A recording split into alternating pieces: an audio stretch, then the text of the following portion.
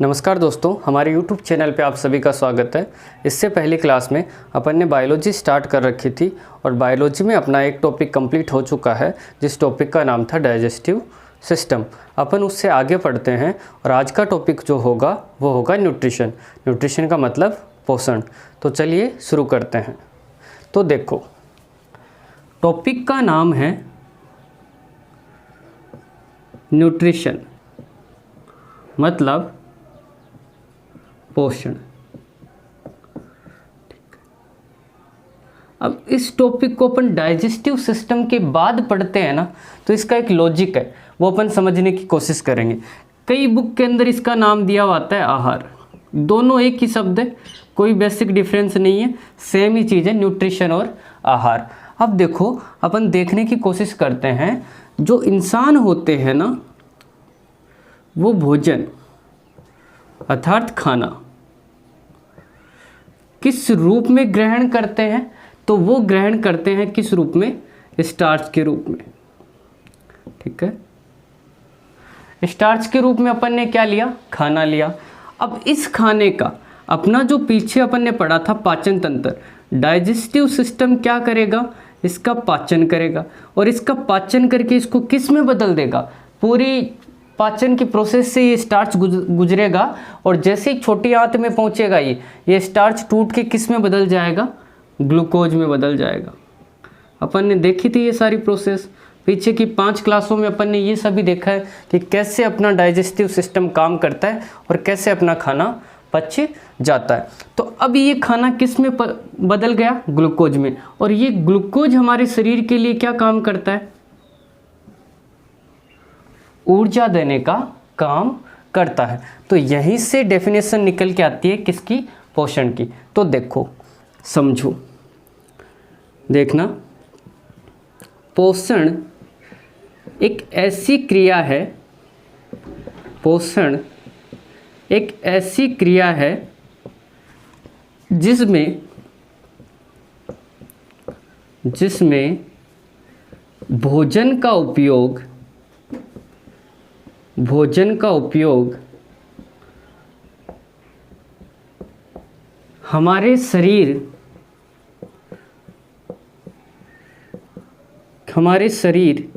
की वृद्धि का मतलब ग्रोथ या विकास तथा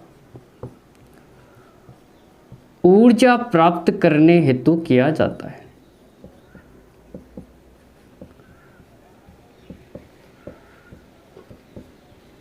मतलब पोषण का सिंपल सा मतलब क्या है? अपन जो खाना ले रहे हैं ना, वही क्या है? हमारे लिए पोषण है। उस खाने के अंदर क्या होगा? कार्बोहाइड्रेट होंगे, विटामिन होंगे, प्रोटीन होंगे, ये सब पाए जाएंगे। तो ये सारे क्या है? पोषण है। मतलब यहाँ से क्या डेफिनेशन आई? पोषण एक ऐसी क्रिया है जिसमें अपन भोजन का उपयोग किस लिए करते हैं? ऊर्जा प्राप्त करने के लिए करते हैं। और जो भोजन इस प्रक्रिया में काम में लिया जाता है, मतलब जो पदार्थ इस भोजन में उपयोग होते हैं,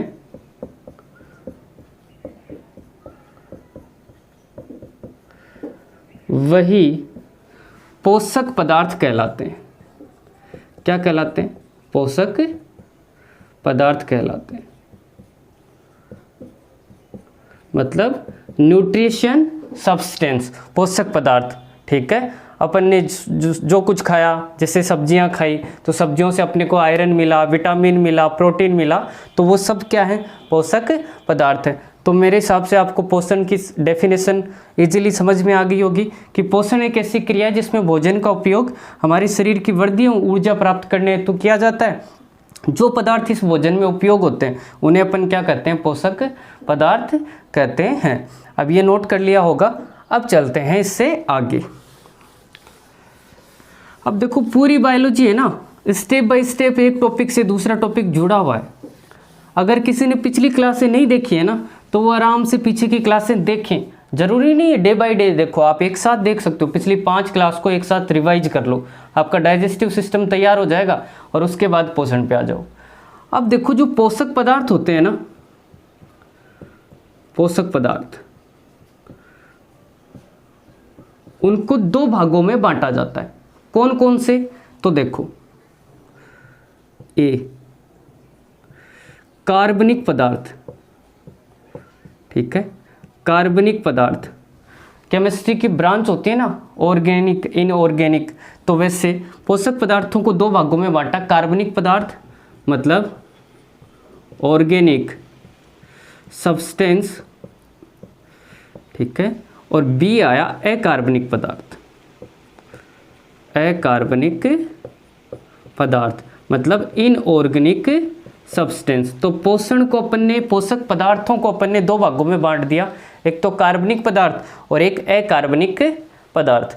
अब देखो ये जो कार्बनिक पदार्थ है कौन से होते हैं, जिनके अंदर क्या पाया जाए, कार्बन पाया जाए। अकार्बनिक पदार्थ वे होंगे जिनके अंदर कार्बन नहीं पाया जाए। तो कार्बनिक पदार्थ में बेसिकली 4 आते हैं, कौन कौन से, पहला तो आता है कार्बोहाइड्रेट, कार्बोहाइड्रेट, ठीक है, प्रोटीन, ठीक है, वसा, ठीक है, विटामिन, ये सब क्या है, कार्बनिक पदार्थ है, ठीक है।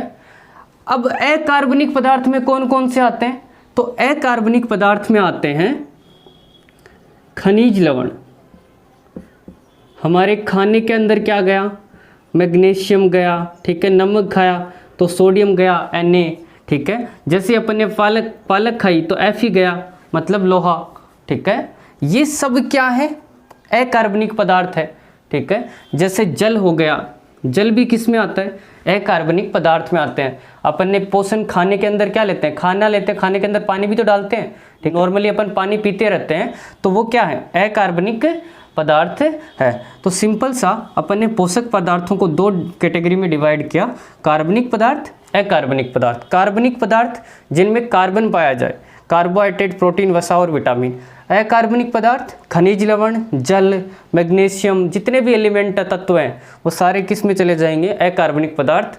ध्यान क्या रखनी है, उनमें कार्बन नहीं आना चाहिए, ठीक है। तो सिंपल सा अपन ने पोषक पदार्थों को 2 कैटेगरी में डिवाइड कर दिया। अब अपन सबसे पहले पढ़ेंगे कार्बोहाइड्रेट के बारे में। अब रोज क्लास के अंदर क्या होगा, एक टॉपिक डिस्कस होगा इनमें से, ठीक है, तो आप आराम से साथ साथ समझते जाएं। आज कार्बोहाइड्रेट के बारे में जितनी भी जानकारी है, जितनी भी एग्जाम की दृष्टि से जो पॉइंट बनते हैं ना, सारे अपन इस क्लास के अंदर डिस्कस कर लेंगे। तो चलिए स्टार्ट करते हैं।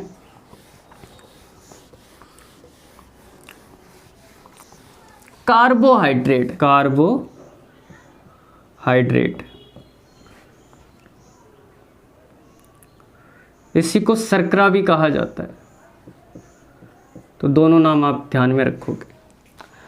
पहली बात तो ये किस किस से मिलकर बना है, तो कार्बोहाइड्रेट, कार्बन भी वर्ड आ रहा है, अंदर हाइड्रोजन भी आ रहा है, तो इसका निर्माण है ना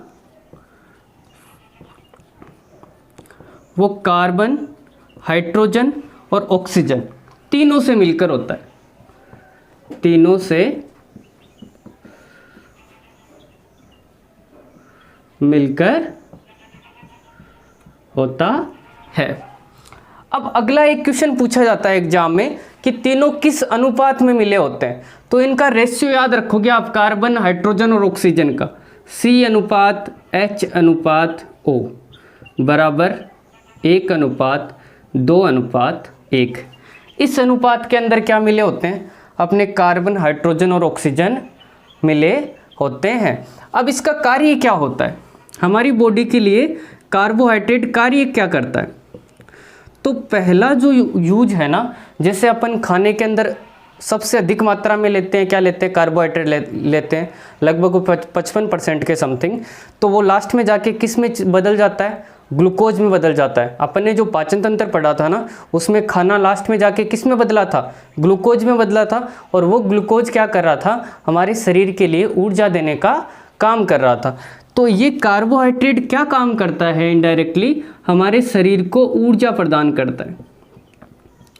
क्या करता है, ऊर्जा प्रदान करता है, ठीक है। जो डेली रूटीन में आप जो भी वर्क कर रहे हो ना, डेली रूटीन के अंदर आप जो भी वर्क कर रहे हो ना, चल रहे हो, फिर रहे हो, घूम रहे हो, ठीक है, कोई भी वर्क कर रहे हो, किसी चीज़ को उठा रहे हो, इन सब के लिए जो भी आपको ऊर्जा चाहिए ना, वो किससे मिल रही है, कार्बोहाइड्रेट से मिल रही है।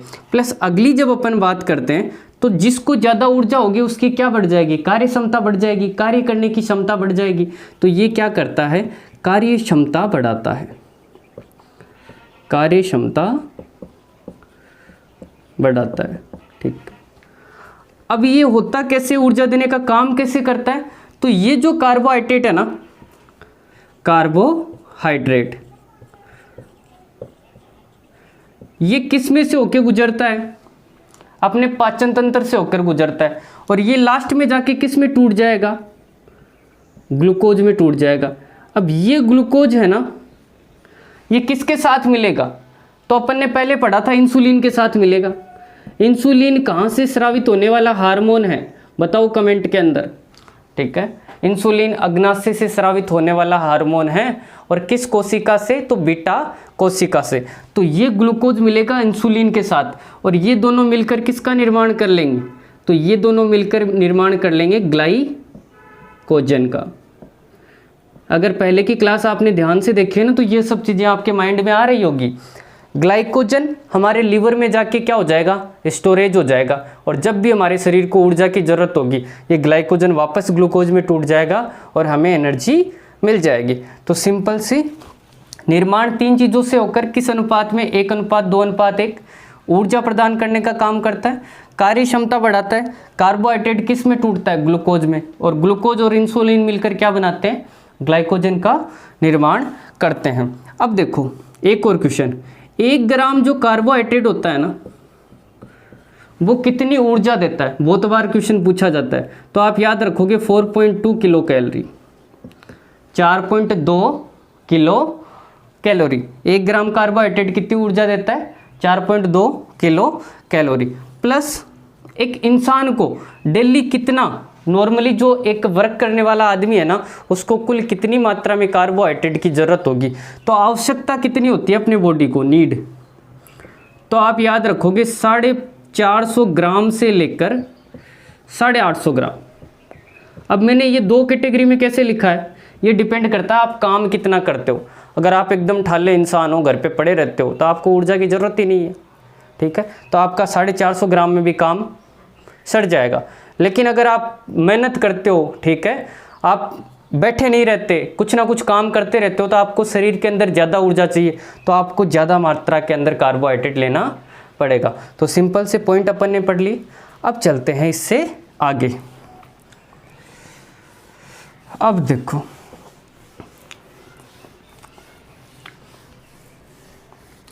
एक ये भी ध्यान रखना, ये ग्लूकोज और इंसुलिन मिलकर ग्लाइकोजन का निर्माण कर रहे हैं ना, इसी प्रोसेस को बोलते हैं ग्लाइकोजेनेसिस।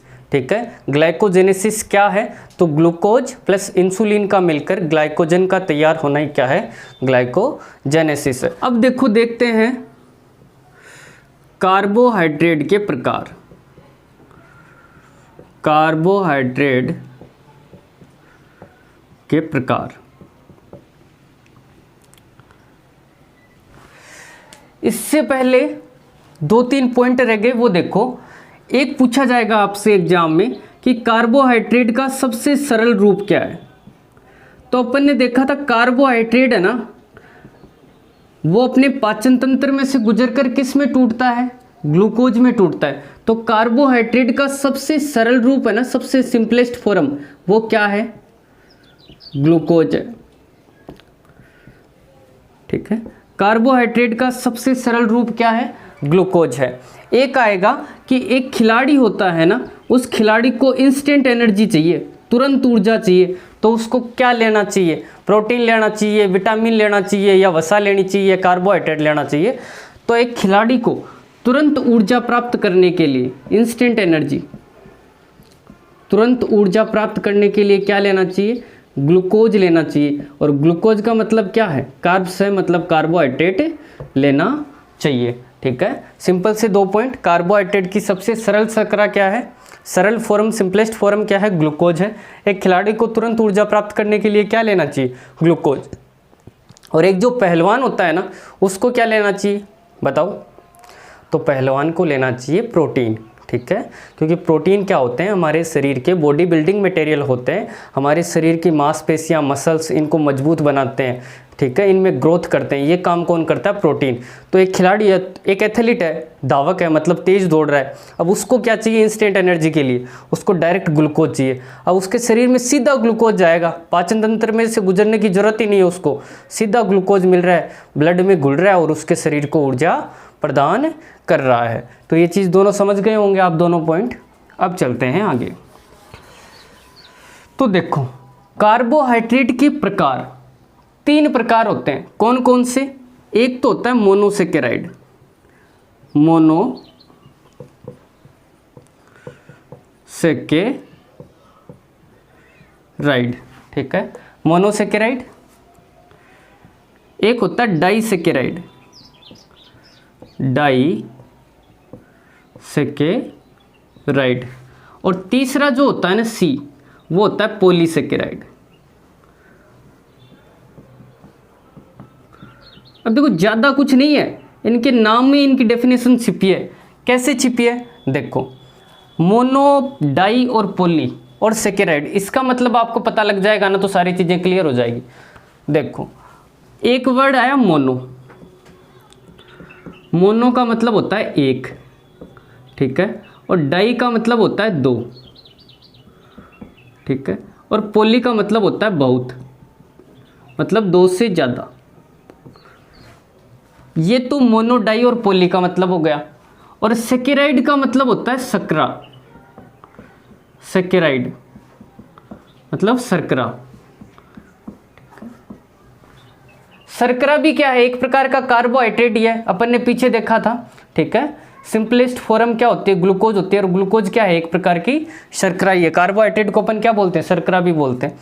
तो यहाँ मोनोसेकेराइड का मतलब क्या है?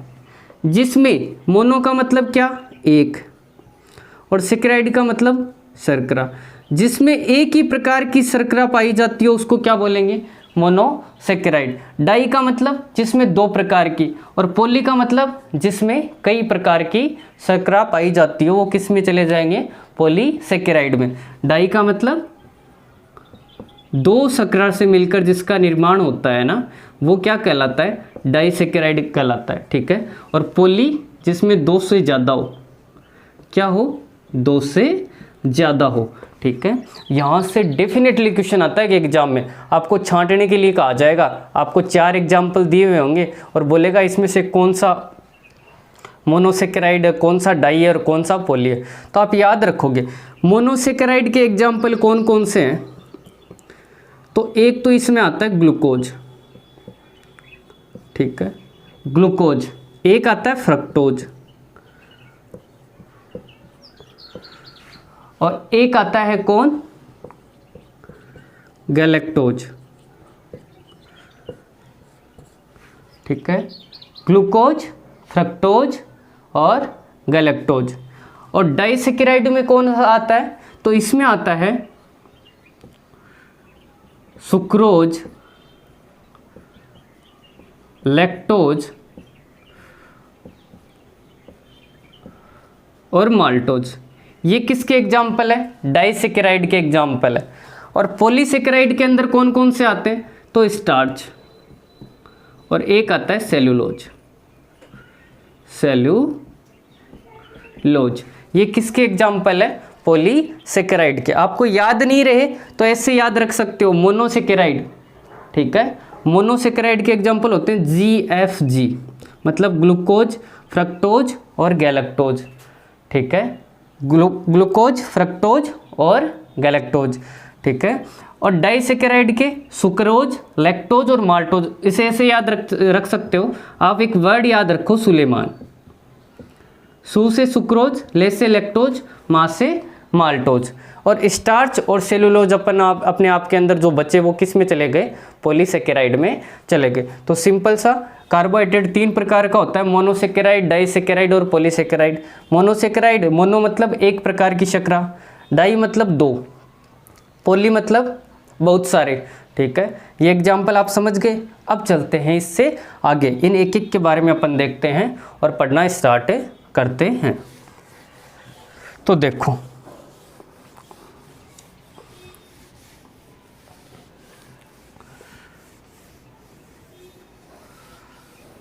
सबसे पहले अपन पढ़ेंगे किसके बारे में, ग्लूकोज के बारे में। तो ग्लूकोज,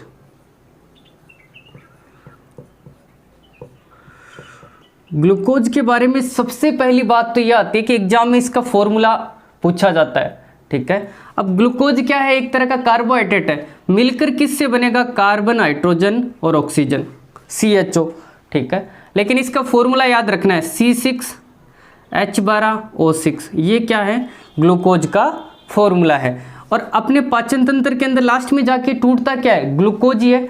तो सबसे सरल शर्करा कौन सी है, सबसे सरल शर्करा यानी कि सबसे सिंपल शुगर कौन है, तो ग्लूकोज ही है, ठीक है। अब बात करें इसके स्रोत, किस में पाया जाता है, तो फलों में पाया जाता है, ठीक है, फलों में। ये क्या हो गया, ग्लूकोज हो गया। C6H12O6, ये इसका फॉर्मूला सबसे सरल है, सिंपल शुगर है, स्रोत क्या हो गए, फल हो गए। अब इससे आगे देखते हैं फ्रक्टोज।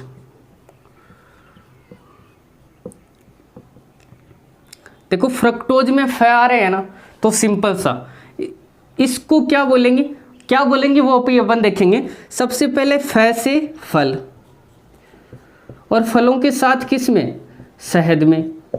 शहद में भी क्या पाया जाता है, फ्रक्टोज पाया जाता है, ठीक है। और मीठे क्या क्या होते हैं, गन्ना, चुकंदर, इन सब में क्या पाया जाता है, फ्रक्टोज पाया जाता है। और फल क्या होते हैं, मीठे होते हैं, इसलिए फ्रक्टोज को ही क्या कहा जाता है, इसका दूसरा नाम भी होता है, इसको कहा जाता है मीठी शर्करा। मीठी शर्करा किसको कहा जाता है, तो फ्रक्टोज को कहा जाता है। ये क्या हो गए, इसके स्रोत हो गए। सिंपल सा ग्लूकोज के बारे में, सबसे सरल शर्करा किससे मिलती है, फलों से मिलती है, ये इसका फॉर्मूला हो गया। फ्रक्टोज को क्या कहते हैं, मीठी शर्करा कहते हैं। फ्रक्टोज के फल, शहद, गन्ना और चुकंदर। अब बात करते हैं गैलेक्टोज की।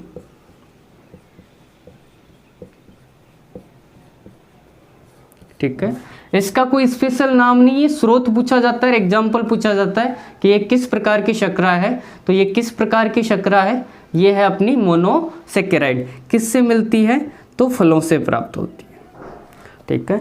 ये तीनों अपन ने देख लिए, कौन से, मोनोसेकेराइड। अब चलते हैं अपन डाइसेकेराइड पे।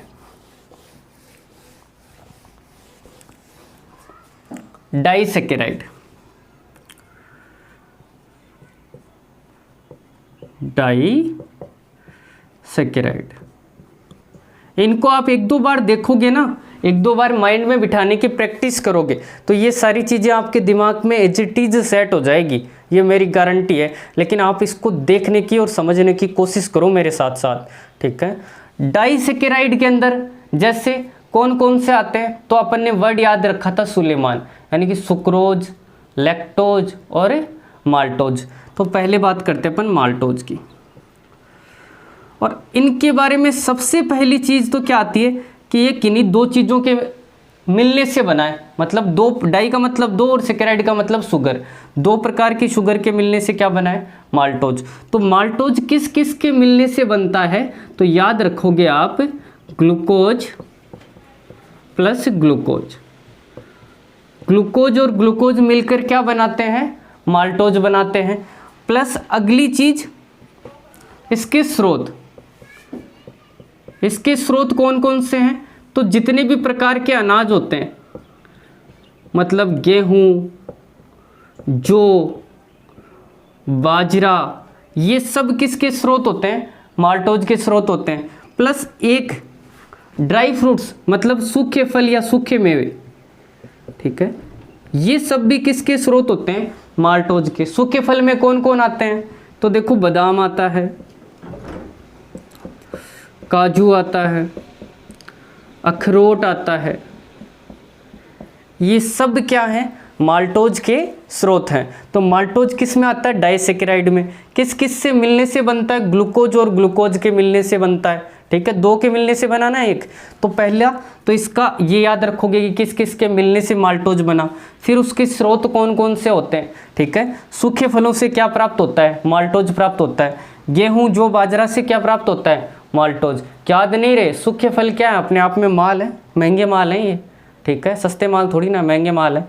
तो माल्टोज का मतलब माल, और माल का मतलब बादाम, काजू और अखरोट, ऐसे भी आप याद रख सकते हो। अब इसमें कौन सा बचा, माल्टोज हो गया। अब देखते हैं सुक्रोज।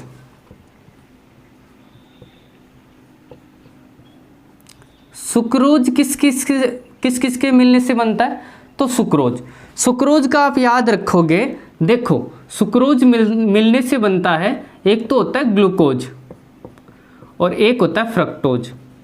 इन दोनों के मिलने से क्या बनता है, सुक्रोज बनता है। अब यहाँ पे आपके दिमाग में आ जाना चाहिए कि ग्लूकोज तो क्या है, सबसे सरल शर्करा है, और फ्रक्टोज क्या है, सबसे मीठी शर्करा है। ठीक है, सबसे मीठी शर्करा तो कौन है, फ्रक्टोज, और ग्लूकोज क्या है, सरल। ऐसे क्वेश्चन तुम्हारे दिमाग में अपने आप आने लग जाएंगे ना, चीज़ें अपने आप आसान होती हुई चली जाएगी। अब इसके स्रोत कौन कौन से होते हैं, तो इसके स्रोत वही होंगे जो ग्लूकोज और फ्रक्टोज के होंगे। तो फल होंगे, ठीक है, गन्ना होगा, ये सब क्या होंगे, सुक्रोज के स्रोत होंगे। चीनी में भी क्या पाया जाता है, सुक्रोज पाया जाता है, क्योंकि चीनी किससे बनती है, गन्ना से बनती है। ठीक है, प्लस इसका एक नाम फेमस है। चीनी को आप क्या रख सकते हो, सिंपल याद रख सकते हो, चीनी को अपन ने रखा टेबल पे, तो इसको टेबल शुगर भी कहते हैं। टेबल शुगर किसे कहते हैं, सुक्रोज को कहते हैं। ठीक है, सुक्रोज को क्या कहते हैं, टेबल शुगर। ठीक है, शुक्र है मैंने चीनी को टेबल पे रखा, सारी चीज़ें याद हो गई। शुक्र है मैंने चीनी को कहाँ रखा, टेबल पे रखा, तो सुक्रोज चीनी, और चीनी से ही टेबल शुगर। और इसको व्यापारिक शर्करा भी कहा जाता है, व्यापारिक शर्करा, ये भी किसका नाम है, इसी का नाम है, सुक्रोज का ही। तो सुक्रोज किस किस से मिलने से बनता है, ग्लूकोज और फ्रक्टोज के स्रोत क्या होते हैं, फल, गन्ना और चीनी, और टेबल शुगर किसका नाम है, सुक्रोज का नाम है। सिंपल सा आप ध्यान में रखोगे।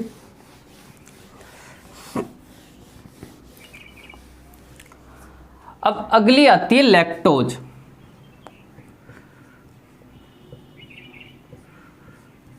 ठीक है, लैक्टोज। तो लैक्टोज किस किस के मिलने से बनता है, तो अपन ने पीछे पढ़ लिया ग्लूकोज, प्लस एक पढ़ा था गैलेक्टोज।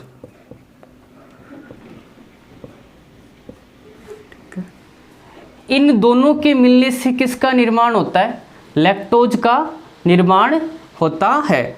अब देखो एक चीज याद रखोगे आप, क्या याद रखोगे, इस ग्लैक्टोज को है ना क्या कहा जाता है, ब्रेन शुगर भी कहा जाता है, यानी कि मस्तिष्क शर्करा भी कहा जाता है, मस्तिष्क शर्करा। लैक्टोज के बारे में तो इतना ही ध्यान में रखोगे, किस किस के मिलने से, ग्लूकोज और गैलेक्टोज के मिलने से किसका निर्माण होता है, लैक्टोज का निर्माण होता है। तो मस्तिष्क शुगर इसको क्यों कहते हैं, गैलेक्टोज को, क्योंकि गैलेक्टोज के अंदर वर्ड क्या है, गैलेक्टोज। इसका ध्यान में रखोगे, गैलेक्टोज को क्या कहते हैं, ब्रेन शुगर भी कहते हैं। गैलेक्टोज किस में पाया जाता है, लेक्ट आता है दूध में पाया जाता है। अब छोटे बच्चों ज़्यादातर क्या पीते हैं, दूध पीते हैं, तो दूध क्या करता है, उनके दिमाग को विकसित करता है। ठीक है, उनके मस्तिष्क का विकास होता है इस शर्करा से, इस शुगर से, इसलिए गैलेक्टोज को क्या कहा जाता है, मस्तिष्क शर्करा भी कहा जाता है। तो अपन ने सिंपल सी 3-4 चीज़ें सीखी, किसके बारे में, ग्लूकोज सबसे सरल शर्करा, फ्रक्टोज सबसे मीठी शर्करा, गैलेक्टोज मस्तिष्क शर्करा। ठीक है, आगे अपन गए सुक्रोज पे। सुक्रोज क्या है, अपनी चीनी है, जिसे टेबल शुगर कहते हैं। ठीक है, तो ये सब चीज़ें अपन ने सीख ली। अब चलते हैं आगे, मोनोसेकेराइड देख लिया अपन ने, डाइसेकेराइड देख लिया, और इसके बाद क्या बचा अपना, पॉलीसेकेराइड। पॉलीसेकेराइड में सबसे पहला तो क्या आता है, स्टार्च। ठीक है, अब स्टार्च क्या होता है, स्टार्च के बारे में सबसे पहला पॉइंट तो अपन खाना किस रूप में लेते हैं, स्टार्च के रूप में लेते हैं, और अपन खाना स्टोर किस रूप में करते हैं, संग्रहण किस रूप में करते हैं, ग्लाइकोजन के रूप में करते हैं। ठीक है, अब स्टार्च के स्रोत कौन कौन से हुए, तो स्टार्च के स्रोत पता ही है, अपन खाने के अंदर क्या क्या लेते हैं, फल लेते हैं, ठीक है, सब्जियां लेते हैं, अनाज लेते हैं, ये सब मिलकर क्या बनाते हैं? स्टार्च बनाते हैं, मतलब मंड बनाते हैं अपने। जैसे ये बक्कल कैविटी यानी मुख गुहा के अंदर जाएंगी ना सारी चीज़ें मिलकर, और ये क्या बना देगी? स्टार्च बना देगी। पानी हो गया, ठीक है, ये सारा क्या है? स्टार्च है, ठीक है, ये सारा क्या है? स्टार्च है। तो स्टार्च के बारे में अपन ने देख लिया कि स्टार्च के रूप में क्या करता है? इंसान तो खाना लेता है स्टार्च के रूप में, और संग्रहण किस करता है? ग्लाइकोजन के रूप में। एक याद रखोगे इस साथ से, जो पेड़ पौधे होते हैं ना वो खाने को स्टोर किस रूप में करते हैं? तो वो स्टोर करते हैं स्टार्च के रूप में, ठीक है। वो किस रूप में स्टोर करते हैं? स्टार्च के रूप में स्टोर करते हैं। अब इसमें अगला क्या बचा स्टार्च के बाद में? सेलुलोज। अब सेलुलोज इंपॉर्टेंट है, सेलुलोज के बारे में बहुत ही इंपॉर्टेंट पॉइंट बनते हैं। सेलुलोज क्या? सेलुलोज कहाँ पाया जाता है? तो जो पेड़ पौधे होते हैं ना, मतलब पादप होते हैं, उनकी कोशिका भित्ति का निर्माण किससे होता है? कोशिका भित्ति मतलब सेल वॉल, सेल वॉल। कोशिका भित्ति का निर्माण किससे होता है? तो सेलुलोज से होता है। अब देखो यहाँ से एक मोस्ट इंपॉर्टेंट क्वेश्चन, कौन सा क्वेश्चन आएगा कि प्रकृति में सबसे अधिक मात्रा में पाया जाने वाला कार्बनिक पदार्थ कौन सा है? अब अपन ये सब पढ़ रहे हैं क्या है? कार्बनिक पदार्थ ही है, लेकिन अगले ने ये पूछा कि नेचर, प्रकृति के अंदर सबसे अधिक मात्रा में कौन सा कार्बनिक पदार्थ पाया जाता है? तो देखा होगा आप, नोटिस करो, पेड़ पौधे है ना, पर्याप्त मात्रा में सबसे अधिक है। तो प्रकृति में सबसे अधिक मात्रा में पाया जाने वाला कार्बनिक पदार्थ कौन सा है? तो यही सेलुलोज है, ठीक है। अब सेलुलोज के बारे में एक और बात कि इंसान है ना, वो सेलुलोज का पाचन नहीं कर सकते, लेकिन जो जंतु होते हैं ना, जानवर, पशु, एनिमल, वो क्या कर सकते हैं? सेलुलोज का पाचन कर सकते हैं। वो पेड़ पौधे खाते रहते हैं ना, इंसान थोड़ी ना पत्तियां खाते हैं, नहीं खाते ना। क्यों नहीं खाते? जंतु सेलुलोज का पाचन क्यों कर लेते हैं? ये क्वेश्चन आता है। तो जंतुओं की जो आंत होती है ना, उसके अंदर एक बैक्टीरिया पाया जाता है जिसका नाम एग्जाम में पूछा जाता है, याद रखोगे आप, उसको क्या बोलते हैं? ई कोली बैक्टीरिया। वो क्या करता है? सेलुलोज का पाचन करता है। तो सिंपल से 5-6 क्वेश्चन। सेलुलोज कहाँ पाया जाता है? तो पादपों की कोशिका भित्ति में पाया जाता है। प्रकृति में सबसे अधिक मात्रा में पाया जाने वाला कार्बनिक पदार्थ है। इंसान इसका पाचन नहीं कर सकते। कौन कर सकते हैं? जानवर कर सकते हैं। क्यों कर सकते हैं? क्योंकि उनके आंत के अंदर क्या पाया जाता है? ई कोली बैक्टीरिया पाया जाता है। तो अपन ने पढ़ लिया, सेलुलोज के बारे में भी पढ़ लिया। तो सिंपल सा अपन ने चीज़ें जानी। कार्बोहाइड्रेट कितने प्रकार के होते हैं? 3 प्रकार के, मोनी, डाई और पॉली, ठीक है। मोनो 1 प्रकार के, डाई 2 प्रकार के और पॉली 3 प्रकार की। शुगर जब आपस में मिलेगी तो इनका निर्माण होता है। फिर इसके एग्जाम्पल देखे, फिर एग्जाम्पलों के नाम देखे, और नाम देखने के बाद अपन ने देखे स्रोत किस किस से वो प्राप्त होते हैं। तो अपन ने कार्बोहाइड्रेट के बारे में जो जो इंपॉर्टेंट पॉइंट बनते थे ना, सारे पढ़ लिए। अब 1-2 पॉइंट बचे हैं। कौन कौन से? जैसे मैंने आपको एक बर्तन दिया, मतलब एक घोल दे दिया, ये कोई घोल है, और मैंने कहा कि इस घोल में कितनी शुगर है, यानी कि शर्करा है, शुगर, इसका मापन करके बताओ मुझे, माप के बताओ इसमें कितनी शुगर है और कितनी शर्करा है। तो आप किससे मापन करोगे? तो आपके पास एक मीटर होगा, उस मीटर का नाम पूछा जाता है। तो याद रखना सेकेरीमीटर, यानी कि शर्करा या शुगर का मापन किस मीटर की सहायता से किया जाता है? तो सेकेरीमीटर की सहायता से किया जाता है। ये पॉइंट भी आप ध्यान में रखोगे कार्बोहाइड्रेट में। अगला पॉइंट, मैंने आपको स्टार्च दी। स्टार्च क्या है? एक प्रकार का कार्बोहाइड्रेट है। और कार्बोहाइड्रेट किस प्रकार का? तो स्टार्च किस में आता है? पॉलीसेकेराइड में आता है। और मैंने बोला कि इसमें मिलावट का पता लगाओ, तो आप मिलावट का पता कैसे लगाओगे? ठीक है, आप झट से जाओगे और ये जो स्टार्च है ना इसके साथ क्या मिलाओगे? आयोडीन मिलाओगे। और ये मिलाने के बाद क्या होगी? एक रिएक्शन होगी और अभिक्रिया होगी। और ये है ना, ये जो पेस्ट बन के तैयार होगा इसका कलर कैसा हो जाएगा? नीला। और नीला कलर होते हैं, आपको किस चीज़ का पता लग जाएगा? मिलावट का। अगर कलर में कोई बदलाव नहीं आता है तो कोई मिलावट नहीं है, और कलर चेंज हो गया, नीला हो गया, तो मतलब क्या है? मिलावट है। मतलब स्टार्च में आयोडीन को मिलाकर क्या पता लगाया जाता है? मिलावट का पता लगाया जाता है। या ऐसे पूछ लिए कि स्टार्च में आयोडीन मिलाने पर कलर कैसा हो जाता है? मिलावट होने पर तो कैसा हो जाता है? नीला हो जाता है। तो ये 2 पॉइंट भी आप ध्यान में रखोगे।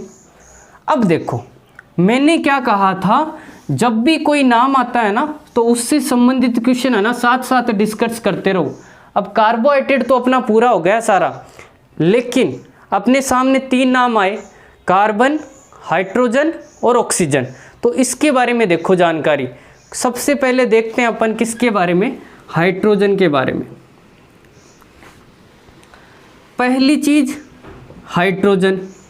तो हाइड्रोजन का परमाणु क्रमांक कितना होता है? एटॉमिक नंबर कितना होता है? 1 होता है। हाइड्रोजन को कैसे रिप्रेजेंट करते हैं? 1H1। ये तो क्या हो गया? ठीक है, जेड मतलब ये नीचे तो क्या हो गया? एटॉमिक नंबर हो गया। और ये क्या हो गया? एटॉमिक मास हो गया। मतलब एक ही तो इसका क्या होता है? Atomic number. और परमाणु भार भी कितना होता है? 1 होता है। और हाइड्रोजन के बारे में, ये ऊपर क्या है? A मतलब एटॉमिक मास, और नीचे क्या है? Z मतलब परमाणु क्रमांक। और A माइनस जेड क्या होता है? न्यूट्रॉन। तो 1 माइनस ए क्या हो गए? 0। तो हाइड्रोजन एकमात्र ऐसा एलिमेंट है जिसमें न्यूट्रॉनों की संख्या क्या होती है? 0 होती है। न्यूट्रॉनों की संख्या क्या होती है? 0। अगली चीज, इससे अगली चीज क्या? हाइड्रोजन सबसे हल्का तत्व है। अगर पूछा जाए आपको किसी एग्जाम में सबसे लाइटेस्ट एलिमेंट कौन सा है? सबसे लाइटेस्ट एलिमेंट आवर्त सारणी के अंदर सबसे हल्का तत्व क्या कौन सा है? या प्रकृति के अंदर जितने भी एलिमेंट पाए जाते हैं उनमें से सबसे हल्का तत्व कौन है? तो H से हाइड्रोजन है। अगली चीज, हाइड्रोजन को एक और नाम से भी पुकारा जाता है। इसको क्या कहा जाता है? आवारा तत्व कहा जाता है।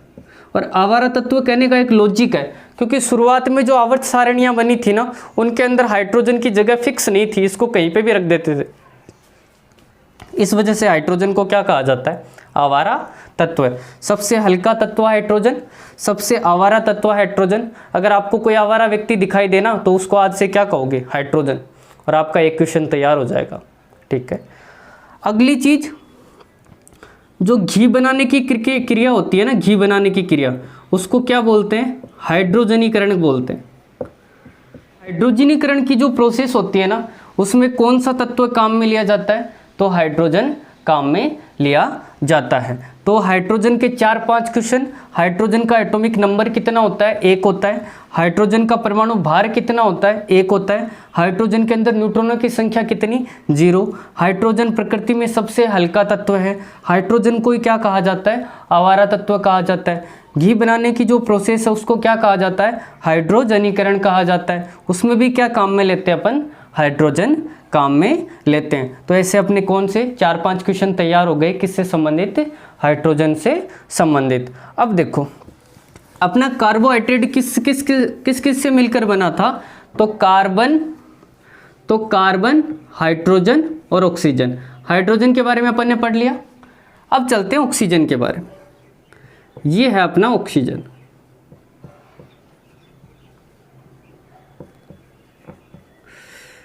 पहली चीज तो कि जो अपना ऑक्सीजन होता है ना उसका परमाणु क्रमांक कितना होता है? तो ऑक्सीजन का परमाणु क्रमांक आपको याद रखना नहीं होता। कैसे नहीं होता? देखो, ये मैंने O लिखा ऑक्सीजन, और एक बार और O लिख दिया तो ऑक्सीजन। तो हाइड्रोजन का परमाणु ऑक्सीजन का परमाणु क्रमांक कितना होता है? 8 होता है। ठीक है, अगली चीज, इसको एक सीक्वेंस में याद रखोगे। O O2O3, ठीक है। ये सिंगल O है ना, उसको अपन बोलते हैं नवजात ऑक्सीजन। कौन सी ऑक्सीजन? नवजात ऑक्सीजन, नवजात ऑक्सीजन यानी कि नेसेंट ऑक्सीजन। सिंगल O वाली को क्या बोलेंगे? नवजात ऑक्सीजन। और इसका उपयोग किस रूप में किया जाता है? तो इसका उपयोग किया जाता है विरंजक के रूप में।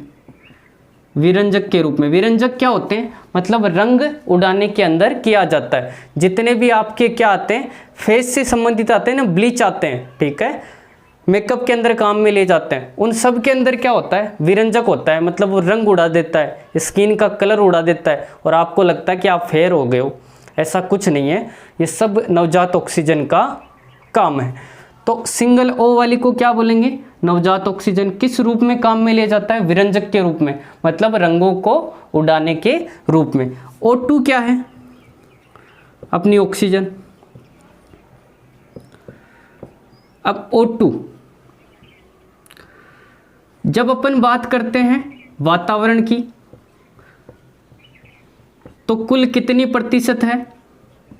21% है। जब अपन बात करते हैं समुद्र की, तो समुद्र में कितनी प्रतिशत है? 23% है। और जब अपन बात करते हैं साफ जल की, मतलब डिस्टिल्ड वाटर, एकदम प्योर वाटर, तो उसके अंदर कितने परसेंट होती है? तो 8% होती है। तो ऑक्सीजन के बारे में, ऑक्सीजन वातावरण के अंदर कितनी? 21%, समुद्र में कितनी? 23%, और साफ जल में कितनी? 8%। O3 क्या है? तो O3 फॉर्मूला होता है किसका? ओजोन का। आजकल आप देख रहे हो काफ़ी दिनों से लॉकडाउन चल रहा है, इसलिए ओजोन परत क्या हो रही है? अपने आप से क्या हो रही है? रिकवर कर रही है, ठीक है। ओजोन परत अपने आप से बढ़ती हुई जा रही है। ओजोन परत क्या करती है? सूर्य से आने वाली पराबैंगनी किरणों से हमारी क्या करती है? रक्षा करती है। तो O3 किसका फॉर्मूला है? ओजोन का। अब O3 ओजोन का फॉर्मूला है, तो ओजोन परत के बारे में अपन 2-3 चीज़ें सीख लेते हैं। क्या? कि ओजोन परत कौन से मंडल में पाई जाती है? तो समताप मंडल में पाई जाती है। कौन से मंडल में? समताप मंडल में। जो अपनी ओजोन परत होती है उसकी मोटाई किस में मापी जाती है? तो आप याद रखोगे किस में मापी जाती है? डोप्सन में मापी जाती है। डोप्सन क्या है? ओजोन परत की मोटाई मापने की इकाई है। अब ओजोन होल का फॉर्मूला क्या होता है? ओजोन परत का पूछे तो O3, और ओजोन होल का फॉर्मूला क्या होता है? तो आप याद रखना O2। ये है ओजोन होल का फॉर्मूला। कैसे है? देखो, अपने वायुमंडल के अंदर, इधर देखो, अपना जो वायुमंडल है ना, उसके अंदर है O2 O2 O2, खूब है। नीचे से क्या जाएगी? CFC, मतलब क्लोरोफ्लोरोकार्बन। फ्रीऑन किससे निकलती है? फ्रीज से निकलती है। ये जाएगी और ये जाके क्या करेगी? इस O2 को तोड़ देगी। किस में? O O O O O, ठीक है। ये सारे क्या हो गए? सिंगल सिंगल हो गए, मतलब ये किस में बदल गई? नेसेंट ऑक्सीजन में बदल गई। अब क्या करेंगे? ये 3-3 आपस में मिल जाएंगे, ठीक है। 3 कैसे मिलेंगे? एक ये, एक ये, एक ये तीनों मिल गए, और इन तीनों ने क्या बना लिया? O3। और O3 के मिलने से क्या बन गई? ओजोन परत बन गई। तो सिंपल सा ऑक्सीजन के बारे में। सिंगल O वाली को क्या बोलते हैं? नवजात ऑक्सीजन। नवजात ऑक्सीजन का उपयोग किस रूप में किया जाता है? विरंजक के रूप में किया जाता है। O2 ऑक्सीजन वातावरण में कितनी? 21%, समुद्र में कितनी? 23%, साफ जल में कितनी? 8%। O3 किसका फॉर्मूला है? ओजोन परत का फॉर्मूला है। ओजोन परत कहाँ पाई जाती है? समताप मंडल में पाई जाती है। ओजोन परत की मोटाई किस में मापते हैं? डोप्शन में मापते हैं। अब चलते हैं आगे। तो H के बारे में पढ़ लिया अपन ने, O के बारे में पढ़ लिया। अब पढ़ते हैं C के बारे में। C क्या होता है? C मतलब कार्बन। कार्बन का परमाणु क्रमांक कितना होता है? तो C लिखो और ऐसे घुमा दो, 6 होता है, ठीक है। कार्बन का परमाणु क्रमांक कितना होता है? 6 होता है। चीज़ें याद नहीं करनी होती। जैसे ऑक्सीजन का मैंने बताया, ये O लिखा, ये O लिखा, परमाणु क्रमांक कितना होता है? 8 होता है, ठीक है। कार्बन का कितना हुआ? C लिखा, ये घुमा दिया, 6 होता है। कई चीज़ें बायो की, किसी भी सब्जेक्ट की देख लो, उस सब्जेक्ट के अंदर ही छुपी हुई है। तो कार्बन का परमाणु क्रमांक कितना? 6, ठीक है। अब कार्बन को भी मैं 2-3 आपने देखा होगा फॉर्मूला, एक तो CO, एक CO2, एक CFC और एक और कौन सी CH4। ठीक है, ये 4 क्या हो गए कार्बन से संबंधित फॉर्मूले है, सारे क्वेश्चन है ये। कार्बन का परमाणु क्रमांक कितना 6। CO को क्या बोलते हैं, कार्बन मोनोऑक्साइड, कार्बन मोनोऑक्साइड कहाँ से निकलती है, तो जितने भी अपनी जो ये गाड़ी चलती है ना, वाहन चलते हैं, वाहनों से निकलने वाले धुएं के अंदर क्या होती है, कार्बन मोनोऑक्साइड होती है। और ये कार्बन मोनोऑक्साइड क्या है, मोस्ट पोल्यूएंट है, मतलब प्रदूषणकारी गैस है, प्रदूषणकारी गैस। और इसके बारे में एक और क्वेश्चन है CO के बारे में, इसको क्या कहा जाता है, दम घोटू गैस भी कहा जाता है, दम घोटू गैस। देखो आपने सुना होगा, कई मजदूर पुराने ज़माने में होता था, आजकल तो नहीं होता है, क्या होता था, बंद कमरे के अंदर क्या होता था, सिगड़ी जला लेते थे, या फिर है ना कुछ भी ऐसी चीज़ रोशनी वाली, केरोसिन से चलने वाली, वो जला के और अपन भूल गए उसको। फिर वो क्या करती थी, उसकी गैस बनती बनती कमरे के अंदर क्या होता था, ऑक्सीजन का लेवल तो कम हो जाता था, और वो ऑक्सीजन जैसे O2 थी ऑक्सीजन। अब ये कमरा है, कमरे की खिड़की है बंद, और यहाँ पे अपन ने सिगड़ी जला रखी है, सिगड़ी में क्या जल रहे हैं, कोयले जल रहे हैं। ये कोयले क्या छोड़ रहे हैं, कार्बन छोड़ रहे हैं। अब ये ऑक्सीजन भी कम कम होती सिंगल O के अंदर डिवाइड हो जाएगी, और ये C और O मिलकर क्या बना लेंगे, कार्बन मोनोऑक्साइड बना लेंगे। अब यहाँ पे कोई व्यक्ति सो रहा है ना, उसके सांस के अंदर चली जाएगी ये कार्बन मोनोऑक्साइड, और ये कार्बन मोनोऑक्साइड क्या करेगी, हीमोग्लोबिन के साथ मिलेगी और उस इंसान का क्या घोट देगी, दम घोट देगी।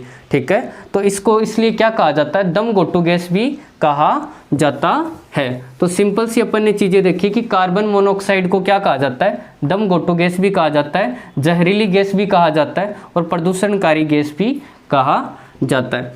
अब हमारे शरीर के लिए ये प्रदूषणकारी है क्या, कार्बन डाइऑक्साइड नहीं है।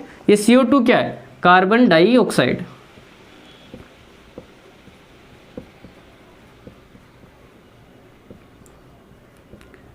ये नॉन पोल्यूएंट गैस है, यानी कि अप्रदूषणकारी गैस। ये तो हो गई प्रदूषणकारी, ये तो हमारे लिए खतरनाक है। कार्बन डाइऑक्साइड तो अपन श्वसन में लेते ही हैं, बाहर निकाल देते हैं, प्रदूषण थोड़ी ना कर रही है हमारे लिए, कोई प्रदूषणकारी गैस थोड़ी ना है। तो अगर आपको ऑप्शन दे के पूछ लिया जाए ना, CO2 भी दिया हुआ है, CO भी दिया हुआ है, और फिर पूछा कि इनमें से कौन सी प्रदूषणकारी गैस है, तो CO है। CO2 क्या है, नॉन पोल्यूटिंग गैस है। ये क्या है, CFC। CFC मतलब क्लोरोफ्लोरोकार्बन, और इसका एक नाम और होता है, इसको कहा जाता है फ्रीओन। फ्रीओन भी इसी का नाम है, CFC का। कहाँ से निकलती है, तो जो आपका फ्रीओन से याद रखोगे, फ्री का मतलब फ्रीज और O का मतलब ऑन। अगर आप रेफ्रिजरेटर को ऑन करोगे ना, तो वहाँ से कौन सी गैस निकलती है, CFC निकलती है या फ्रीओन निकलती है। तो क्लोरोफ्लोरोकार्बन, CFC के बारे में भी पढ़ लिया। अब आता है CH4। ठीक है, CH4 के बारे में बहुत सारे क्वेश्चन हैं, अगर ये आपने नोट कर लिया हो तो अपन एक साइड पढ़ लें। इधर देख लेते हैं, देखो तो जब आप कई बार बाहर की तरफ जाते हो ना, तो नगर पालिका वाले सफाई कर रहे होते हैं, तो क्या होते हैं, वो नालियों को साफ करते हैं, तो नालियों का कीचड़ बाहर आ जाता है, और उस कीचड़ में जो महकी महकी सुगंध आती है ना, आपको किसकी वजह से आती है, इसी मार्स गैस की वजह से आती है, इसलिए इसको कीचड़ गैस भी कहा जाता है। ठीक है, CH4 methane, marsh gas, green house gas, और क्या कहते हैं, गोबर गैस, इसी का नाम है। तो ये सारे नाम किसके हो गए, CH4 के हो गए या मेथेन के हो गए। तो अपन ने कार्बन के बारे में क्या देखा कि कार्बन का परमाणु क्रमांक 6 होता है। CO क्या होती है, दम घोटू गैस, कार्बन मोनोऑक्साइड प्रदूषणकारी गैस होती है। CO2 क्या होती है, carbon dioxide, non polluting gas है, अप्रदूषणकारी गैस है। CFC क्या है, क्लोरोफ्लोरोकार्बन, कहाँ से निकलता है, फ्रिज से निकलता है, रेफ्रिजरेटर से निकलता है, और ऊपर जाके क्या करता है, जो हमारी ओजोन परत होती है उसको क्या करता है, क्षय करता है। CH4 के बारे में, methane, marsh gas, green house gas, गोबर गैस, सब किसी को कहते हैं, किसको कहते हैं? CH4 को कहते हैं। तो सिंपल सा अपन ने कार्बन, हाइड्रोजन और ऑक्सीजन को भी क्या पढ़ लिया? कार्बोहाइड्रेट के साथ ही पढ़ लिया। तो ऐसी चीज़ें हैं, आप जब किसी टॉपिक के अंदर नई चीज़ें देखते हो ना, तो उन चीज़ों को साथ साथ रिवाइज करने की कोशिश किया करो, ताकि आपका क्या हो सके? सब्जेक्ट स्ट्रॉन्ग हो सके। ऐसे नहीं है अब आपको कार्बोहाइड्रेट में ये तो जान लिया कार्बन, हाइड्रोजन और ऑक्सीजन से मिलकर बनता है, ये पता ही नहीं कि कार्बन, हाइड्रोजन और ऑक्सीजन नाम की चीज़ होती क्या है। तो यहाँ पे ये एक बेसिक सी थ्योरी अपने दिमाग में डेवलप हो गई। तो इन सारे क्वेश्चनों को है ना नोट करें, ये सारे क्वेश्चन एग्जाम में आए हुए हैं, और जो NCERT की अपनी बुक है ना उससे तैयार किया हुआ डाटा है, ये सारा इंपॉर्टेंट है ये। तो इसको है ना आप एक जगह लिखते जाएं, क्लासें कंटिन्यू होगी जब तक लॉकडाउन चलता रहेगा, तो इन क्लास का फ़ायदा उठाएं, ठीक है। और अगर आपको ये वीडियो पसंद आता है ना तो इसको लाइक ज़रूर करें और इसको अपने फ्रेंड्स के साथ शेयर करें और चैनल को सब्सक्राइब करें। आप ज़्यादा लोगों को शेयर करेंगे, हमारे ज़्यादा सब्सक्राइबर होंगे, हमारा मनोबल बनेगा, हम रोज़ क्लासें डालेंगे, ठीक है। तो इसलिए आपसे एक रिक्वेस्ट है कि आप वीडियो को, आपके पास जितने भी व्हाट्सअप ग्रुप है ना उनके अंदर एक बार लिंक शेयर कर दिया करो, ताकि वो भी इस चीज़ का क्या ले सके? फ़ायदा ले सकें। आज मैं आशा करता हूँ कि आपको कार्बोहाइड्रेट के बारे में सब कुछ समझ में आया होगा। पहली चीज़, कार्बोहाइड्रेट होता क्या है, किससे मिलकर बनता है, इन सारे पॉइंटों को आप एक बार खुद से लिखो, सारे वीडियो को देख के नोट करो और फिर एक बार पढ़ने की कोशिश करो। आप देखोगे कि सारी चीज़ें तैयार हो चुकी है। आज के लिए इतना ही, धन्यवाद दोस्तों।